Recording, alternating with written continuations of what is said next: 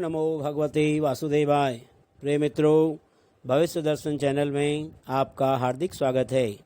आज हम बात करते हैं अधिक मास के बारे में। क्या है अधिक मास, कब आता है और क्या है इसका पौराणिक आधार। हमारे हिंदू पंचांग के अनुसार हर 3 साल में एक बार एक अतिरिक्त माह का प्राकट्य होता है, जिसे अधिक मास, मल मास या पुरुषोत्तम मास के नाम से जाना जाता है। हिंदू धर्म में इस माह का विशेष महत्व है। संपूर्ण भारत की हिंदू धर्मपरायण जनता इस पूरे मास में पूजा पाठ, भगवत भक्ति, व्रत, उपवास, जप और योग आदि धार्मिक कार्यों में संलग्न रहती है। ऐसा माना जाता है कि अधिक मास में किए गए धार्मिक कार्यों का किसी भी अन्य माह में किए गए पूजा पाठ से 10 गुना अधिक फल मिलता है। यही कारण है कि श्रद्धालु जन अपनी पूरी श्रद्धा और शक्ति के साथ इस मास में भगवान को प्रसन्न कर अपना इहलोक तथा परलोक सुधारने में जुट जाते हैं।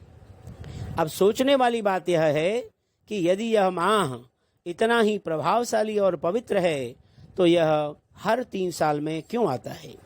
आखिर क्यों इस कारण से इसे इतना पवित्र माना जाता है। इस एक माह को 3 विशिष्ट नामों से क्यों पुकारा जाता है। इसी तरह के तमाम प्रश्न स्वाभाविक रूप से हर जिज्ञासु के मन में आते हैं। तो आज ऐसे ही कई प्रश्नों के उत्तर और अधिक मास को हम गहराई से जानते हैं। हर 3 साल में अधिक मास क्यों आता है। अधिक मास वशिष्ठ सिद्धांत के अनुसार भारतीय कैलेंडर या भारतीय पंचांग सूर्य मास और चांद्र मास की गणना के अनुसार चलता है। अधिक चंद्र वर्ष का एक अतिरिक्त भाग है जो हर माह 32 माह 16 दिन और 8 घटी के अंतर से आता है।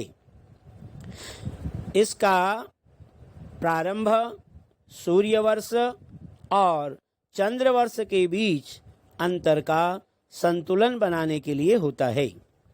भारतीय गणना पद्धति के अनुसार प्रत्येक सूर्य वर्ष 365 दिन और करीब 6 घंटे का होता है। वहीं चंद्र वर्ष 354 दिनों का माना जाता है। दोनों वर्षों के बीच लगभग 11 दिन का अंतर होता है, जो हर 3 वर्ष में लगभग 1 माह के बराबर हो जाता है। इसी अंतर को मिटाने के लिए हर 3 साल में एक चंद्रमास अस्तित्व में आता है, जिसे अतिरिक्त होने के कारण अधिक मास का नाम दिया गया है।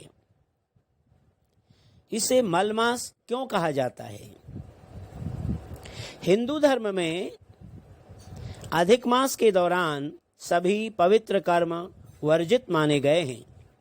ऐसा माना जाता है कि अतिरिक्त होने के कारण यह मास मलिन होता है। इसलिए इस मास के दौरान हिंदू धर्म के विशिष्ट व्यक्तिगत संस्कार जैसे नामकरण, यज्ञोपवीत, विवाह और सामान्य धार्मिक संस्कार जैसे गृह प्रवेश, नई बहुमूल्य वस्तुओं की खरीदारी आदि आमतौर पर नहीं किए जाते हैं। मलिन मानने के कारण ही इस मास का नाम मल मास पड़ गया। दूसरा, इसको पुरुषोत्तम मास भी कहा जाता है। क्यों इसको पुरुषोत्तम नाम दिया गया। अधिक मास के अधिपति स्वामी भगवान विष्णु माने जाते हैं। पुरुषोत्तम भगवान विष्णु का ही एक नाम है। इसीलिए अधिक मास को पुरुषोत्तम मास के नाम से भी पुकारा जाता है। इस विषय में एक बड़ी ही रोचक कथा पुराणों में पढ़ने को मिलती है। कहा जाता है कि भारतीय मनीषियों ने अपनी गणना पद्धति से हर चंद्र मास के लिए एक देवता निर्धारित किए। चूंकि अधिक मास सूर्य और चंद्रमास के बीच संतुलन बनाने के लिए प्रकट हुआ, तो इस अतिरिक्त मास का अधिपति बनने के लिए कोई देवता तैयार नहीं हुआ। ऐसे में ऋषि मुनियों ने भगवान विष्णु से आग्रह किया कि वे ही इस मास का भार अपने ऊपर लें। भगवान विष्णु ने इस आग्रह को स्वीकार कर लिया और इस तरह यह मलमास पुरुषोत्तम मास के नाम से भी जाना जाने लगा। अब क्या है अधिक मास का पौराणिक आधार? अधिक मास के लिए पुराणों में बड़ी ही सुंदर कथा सुनने को मिलती है। यह कथा दैत्यराज हिरण्यकश्यप के वध से जुड़ी है। पुराणों के अनुसार दैत्यराज हिरण्यकश्यप ने एक बार ब्रह्मा जी को अपने कठोर तप से प्रसन्न कर लिया और उनसे अमरता का वरदान मांगा, क्योंकि अमरता का वरदान देना निषिद्ध है। इसीलिए ब्रह्मा जी ने उसे कोई भी अन्य वर मांगने को कहा।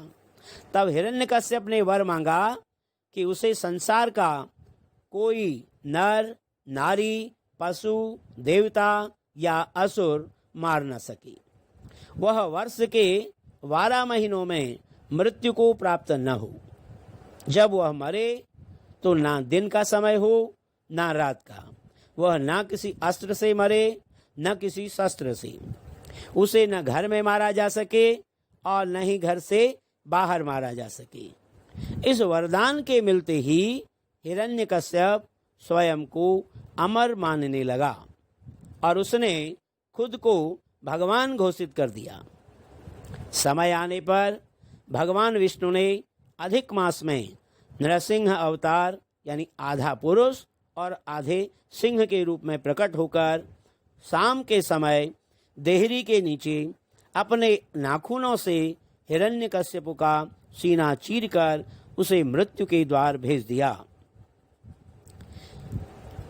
अब इसका क्या महत्व क्या है?